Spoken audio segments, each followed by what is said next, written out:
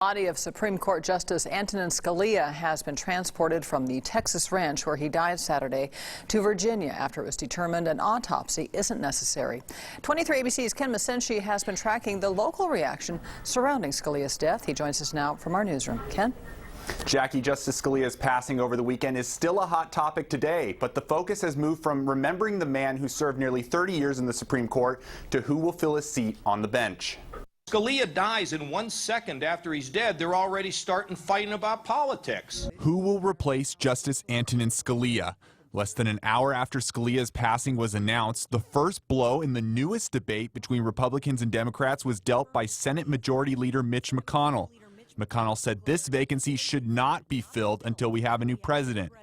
Neither side is pulling punches after President Obama announced his plans to nominate a successor on Saturday. We should not allow a lame duck president to essentially capture the Supreme Court in the waning months of his presidency. We ought to make the 2016 election a referendum on the Supreme Court. The Constitution is pretty clear. It is the job of the President of the United States to appoint, nominate members to the Supreme Court, and the Senate confirms. There are already reports of who is on the president's short list, with two having California ties. Kamala Harris, California's Attorney General and candidate to replace Barbara Boxer in the Senate, and Jacqueline Wynn, a judge in the U.S. Courts of Appeals, who was an assistant U.S. attorney in California's Central District, have both been discussed.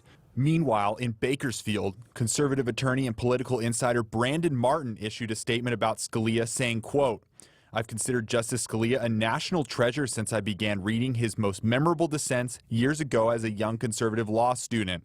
It is almost impossible for me to imagine someone filling his shoes or equaling his contribution as a Supreme Court justice and as a conservative intellectual." And you can read Brandon Martin's full statement on 23 ABC News mobile and tablet app. Meanwhile, on average, it takes a little over 2 months to confirm a nominee. And if the Republicans want to hold it off until the next president takes office, they will have to delay proceedings for 11 months. In the newsroom, Ken Masenchi, 23 ABC.